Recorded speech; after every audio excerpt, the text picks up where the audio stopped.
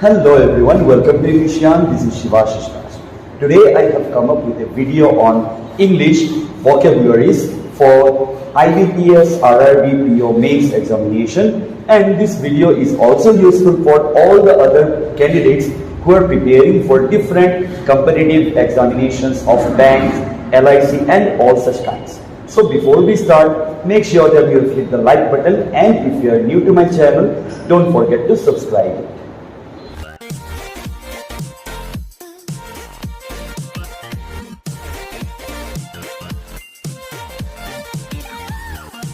So let's begin. The first question is, choose the synonym of fatal.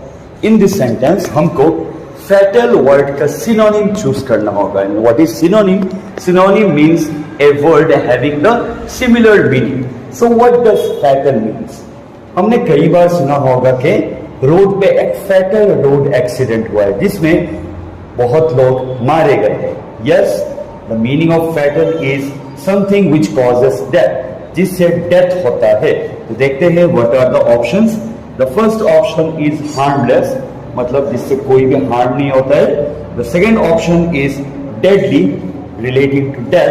The third option is tragic, मतलब बहुत ही दुखद. And the fourth one is terminal, that means something that is on the margins. So it's very much clear from this that option B is the word that is close to the meaning with fatal. So our answer will be option number B. So we must remember, हमको याद रखना होगा कि जब भी हमको ये word fatal मिलेगा, इसका synonym होगा deadly. That means fatal is something that causes death. I hope question number 1 is clear. Now let's move on to question number 2. Second question is, choose the synonym of the word alacrity. Again, हमको इस question में भी alacrity word का synonym use करना होगा. We have to find out such a word that is close to meaning of the word alacrity. So let's have a look at the options. Option number 1 में है cowardice. Cowardice का मतलब क्या है? Cowardice का मतलब है जो डरते हैं, जो थोड़ा कावर्ड होते हैं, उसी को बोलते हैं cowardice. Option B is bravery. Bravery का मतलब I think you all know. Bravery means जिसमें courage है, जिसमें साहस है. That quality is known as bravery. Option C is discouragement. मतलब when we discourage someone, जब हम किसी को कहते हैं नहीं भाई तुमसे ना ये हो पाएगा, that is discouragement. We don't encourage that person. It is the opposite of encouragement. Here I'd like to add another thing. जब भी हमको किसी भी वर्ड के प्रीफिक्स में DIS मिलेगा, generally 9 out of 10 times it refers to something negative. So यहाँ पे भी encouragement के साथ dis है, that is discouragement.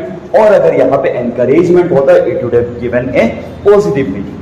And the fourth word is eagerness.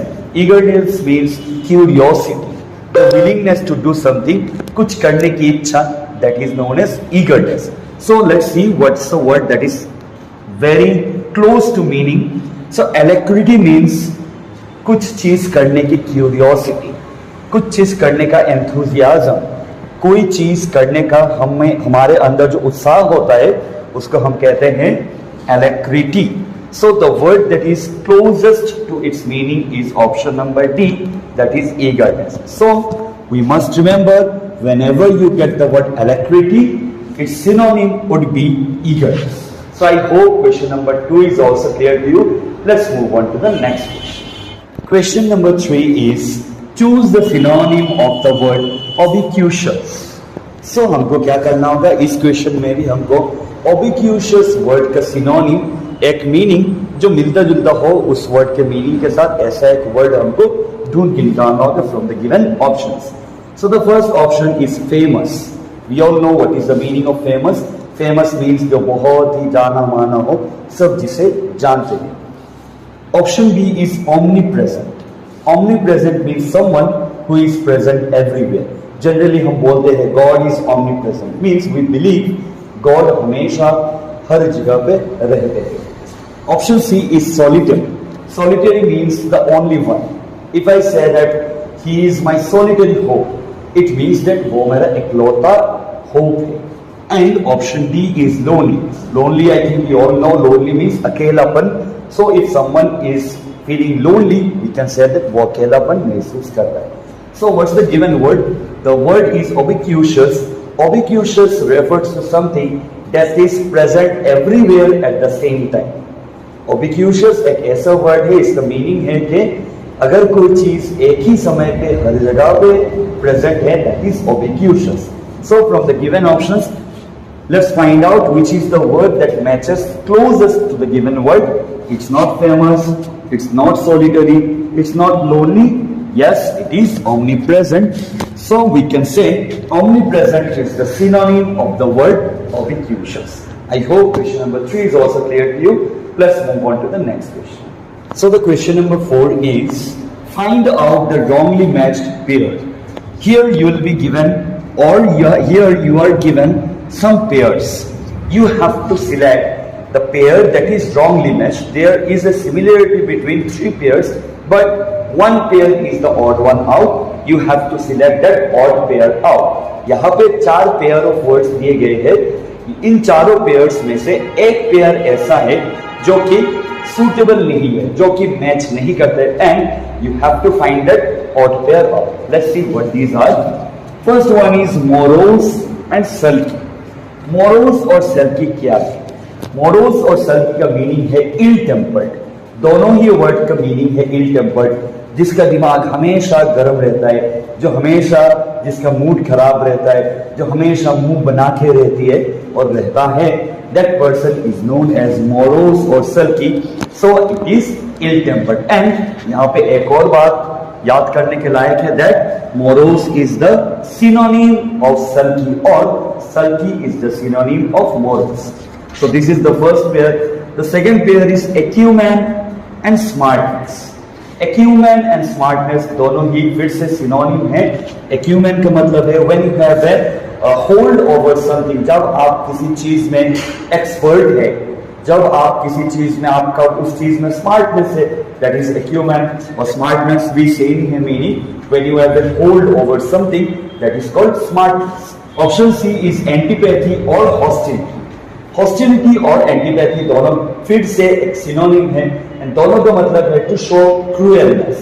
When someone is very cruel, that is known as antipathy or hostility or hostility. यहाँ पे you must notice something. Prefix पे antipathy word के prefix में anti word है. जैसा कि मैंने पहले भी कहा था, when you find a dis at the prefix of a word, it gives a negative meaning. Similarly, अगर हम किसी वर्ड के प्रीफिक्स में हमको एंटी वर्ड मिलता है, so that also gives a negative meaning. So it's something negative. And option number D is Kajol and समोन. ये काजोल कुछ होता है वाला काजोल नहीं है, that's a different word. Kajol means to persuade someone or to convince someone. Like अगर मैं अपने पापा को बोलता हूँ कि पापा मुझे एक गाड़ी चाहिए, and he is not willing to give that, I'll try and convince him. मैं बोलूँगा प्लीज पापा मुझे गाड़ी दिला दीजिए. So that means to persuade him. And summon means it's an order when court asks us to remain present in front of it, that is summon. So summon means order देके किसी को बुलाना. Generally it's from the court. And cajole means to persuade or to convince someone. So we see option A morose और sulky एक दूसरे का synonym है. Similarly option B acumen भी एक दूसरे का सिनोनिम है. ऑप्शन C एंटीपैथी और हॉस्टिलिटी भी एक दूसरे का सिनोनिम है. लेकिन ऑप्शन D काजोल और समन, these mean different. These are not synonyms. So our correct answer is option number D, that is this is the odd pair out. बाकी के 3 pairs एक दूसरे का सिनोनिम है, लेकिन option D it's different. So let's have a look at the next question. Choose the odd pair. यहाँ पे भी फिर से हमको एक जो odd pair है उसको choose करना होगा. So the first pair is cursory and important. Cursory का मतलब है something that is done in a haste. जो जल्दबाजी में किया हुआ काम है उसको हम लोग कहते हैं cursory. And important means something which is of great value. The second option is defile or spoil. Defile and spoil. Defile का मतलब है समथिंग जिसको हम लोग खराब कर लेते हैं, that is called defile. और spoil का मीनिंग भी है क्या, खराब करना. The third one is deride or ridicule. deride और ridicule, deride का मतलब है to make fun of someone और to make fun of something, ridicule का भी मतलब है मजाक उड़ाना। And option number D is deprecate or despise। deprecate का मीनिंग है to hate something or someone, despise का भी मीनिंग है hate करना। यहाँ पे something हमको नोटिस करना होगा कि वर्ड के प्रीफिक्स में DED है। जब भी DED होता है वर्ड के प्रीफिक्स में, most of the times it refers to something that is negative। So यहाँ पे हम लोगों ने चारों ऑप्शंस देख लिए हैं, और अगर हमको चूज करना है कि कौन सा ऑप्शन ऑड वन आउट है, तो हमको सिलेक्ट करना होगा ऑप्शन नंबर 1, क्योंकि बाकी के सभी के ऑप्शंस एक दूसरे के सिनोनिम्स है, लेकिन option number 1 these are having different meanings। cursory means to do something in a haste and important means something which is of great value। So I hope आप सभी के क्वेश्चन नंबर 5 भी समझ में आया है। Let's move on to the next question। Question it's given choose the odd pair। again हमको odd pair choose करना होगा चारों ऑप्शन से। So the first option is latent and strict। latent का मतलब है कुछ चीज जो हिडन है, जो अभी तक फुल्ली डेवलप नहीं है, अभी भी कुछ छुपाया हुआ है, something that is still hidden. Strict का मतलब है something that is very confined, जो बहुत ही स्ट्रिक्ट है, जो बहुत ही हार्श है, that is strict. Option B is manifold and variety.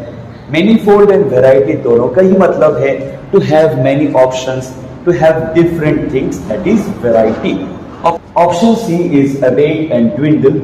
दोनों का ही मतलब है टू रिड्यूस, कम हो जाना। अबेट इट मीन्स कम हो जाना, ड्विंडल भी मीन्स कम हो जाना। And option D is adept and skillful. दोनों के ही मतलब है टू बी एक्सपर्ट। अगर हम किसी इंसान के बारे में बोलते हैं that man is skillful, we mean to say that man is an expert person. So again हम देख रहे हैं कि इन चारों ऑप्शंस में से एक ऑप्शन है जो सिनोनिम नहीं है, लेकिन बाकी तीनों ऑप्शंस एक दूसरे का synonym. What is that option? It is option number A, that is latent and strict. Latent का मतलब है समथिंग दैट इज हिडन, और स्ट्रिक्ट का मीनिंग है something that is very harsh. So your correct answer is option number A. So our next question is choose the odd pair. फिर से हमको we have to select the odd pair from the given 4 pairs. The first pair is laconic and brief. Laconic and brief दोनों का ही मतलब है कुछ ही शब्दों में, बहुत ही कम शब्दों में, in a few words. Option B is malevolent and evil. Malevolent and evil दोनों का ही मतलब होता है जो खराब है, something that is not good, something that is the opposite of good, something that is a symbol of a negative energy, so that is evil। option C is largest and generosity। दोनों का ही मतलब है kind। if I say that someone is a largest, it means कि वो बहुत ही kind person है। and option C is spellbound and inactive। spellbound का मतलब है पूरा एकदम चौंक जाना। suppose if I see a very beautiful piece of art and if I say that I am spellbound at this art, इसका ये मतलब है कि मैं ये आर्ट देख के पूरा चौंक गया हूँ। I am short of words, मेरे में वर्ड्स नहीं है कि मैं इसको बयां कर सकूं कि how do I feel looking at that thing. So it is spellbound. And inactive means the opposite of active.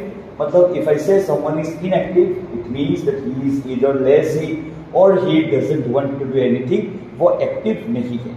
Again यहाँ पे 3 ऐसे पेयर ऑफ वर्ड्स है जो कि सिनोनिम्स है, एंड एक पेयर ऐसा है जो कि सिनोनिम नहीं है एक दूसरे का। So what these are? Option A is a synonym, क्योंकि दोनों का ही मतलब होता है in a few words. Option B, ये भी एक सिनोनिम है बिकॉज दोनों के ही मतलब होता है इविल और समथिंग नेगेटिव। ऑप्शन सी है, ये भी एक सिनोनिम है बिकॉज दोनों का ही मतलब होता है काइंड। लेकिन ऑप्शन नंबर डी, ये एक सिनोनिम का पेयर नहीं है, क्योंकि स्पेलबाउंड कुछ और मीन करता है और इनएक्टिव कुछ और मीन करता है। So I hope this question is also clear. Let's move on to question number 8। Question number 8 is, again we have to choose the odd pair out from the given 4 sentences. So the first option is bolster and reinforce. Bolster and reinforce दोनों का ही मतलब है to make something stronger। अगर मैं बोलूं कि I reinforced his thought process, मतलब मैंने उसका thought process फिर से strong कर दिया. He was very low, he was feeling very low, but I reinforced his thought process. So option number A is bolster and reinforce. Option number 2 is brevity and conciseness. If I say something is explained in brevity, means exactly to the point.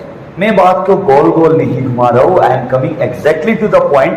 That is brevity or conciseness. Option C is anomaly and simplicity. Now what is anomaly? Anomaly is something that refers to a something mismatch.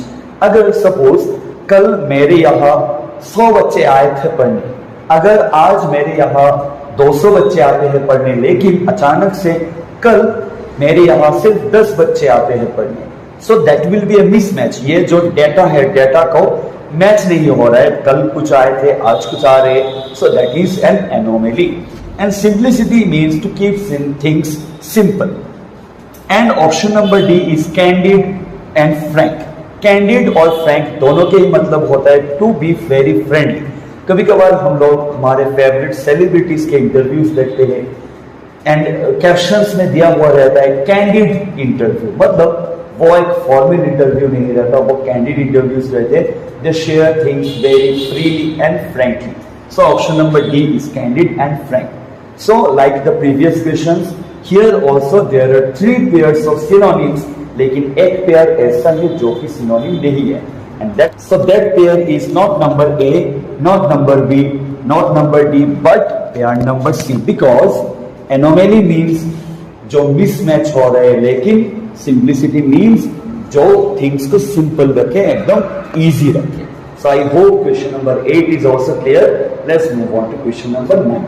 Question number 9 we see, again we have to select a pair of words that is the odd one from the given 4 pairs. So the first pair is hegemony and leadership. Hegemony और leadership दोनों का मतलब होता है to dominate. अगर हम किसी और को dominate कर रहे हैं, हम अपना पावर इसको शो कर रहे हैं, that means to dominate और hegemony और leadership. Option number B is conundrum and agreement. Conundrum means confusion. जब हम लोग किसी चीज के बारे में श्योर नहीं होते हैं, that situation is called conundrum. And agreement means to agree. अगर हम किसी के बात से या किसी के प्रपोजल से if we agree, if we say a yes, अगर हम राजी हो जाते हैं तो that means agreement. Option C is lurid or sensational. Lurid and sensational, both of them means shocking. कभी कभार हम लोग देखते हैं कि हमारे टीवी के न्यूज़ चैनल्स पे कुछ सनसनीखेज खबरें वो लोग दिखाते हैं, ब्रेकिंग न्यूज़ देखे, so that is nothing but lurid or sensational. And option number D is innocuous and harmless. Both innocuous and harmless, both means जो harm नहीं करता है. Suppose if you see a snake in your room and if you are very scared, but तभी आपका कोई Elder आएगा, बड़ा आएगा घर का और बोलेगा no, you don't need to worry about it because that snake is harmless, that snake is innocuous. So this means innocuous or harmless. So again let's select a pair of words which do not match the other 4 words. Means 3 ऐसे pair of words होंगे जो synonyms होंगे, एक ऐसा pair होगा जो synonym नहीं होगा. So let's see which one of the following is the correct option. It's none but option number B, that is conundrum and agreement. क्योंकि conundrum means confusion and agreement means to agree. I hope question number 9 is also clear. Let's move on to the last question, that is question number 10. So the last question of the day is, again you are given 4 pair of words, you have to choose the odd one out. So the first pair is indefatigable and untiring. Indefatigable means जो कभी give up नहीं करता. One who never gives up is known as indefatigable, and untiring means जो कभी नहीं थकता. Option B is nadir and bottom. Nadir and bottom दोनों का ही meaning है the lowest point. जितना नीचे जा सकता है that point is known as nadir. Option C is inimical and splendid. Inimical means something that is harmful. जो कुछ harm कर सकता है that is inimical, and splendid means something जो बहुत अच्छा है which is extremely good is known as splendid. And the last option is jubilant and overjoyed. दोनों का ही मीनिंग है बहुत ज्यादा खुशी. Over-excitement is known as overjoyed or jubilant. So again, let's find out which one is the odd one out. यहाँ पे infatigable and untiring दोनों का ही similar meaning है. Nadir and bottom दोनों का ही similar meaning है. Jubilant and overjoyed दोनों का ही similar meaning है. लेकिन inimical and splendid दोनों का similar meaning नहीं है. Because inimical means something that is harmful and splendid means something that is extremely good. So the correct option is option number C. So I hope आपको question number 10 समझ में आया हो. If you have any doubts regarding this question and the other 9 questions, feel free to drop in your questions in the comment section below. And for more such interesting videos on English, stay tuned to English Gyan. Keep learning and keep sharing. Thank you.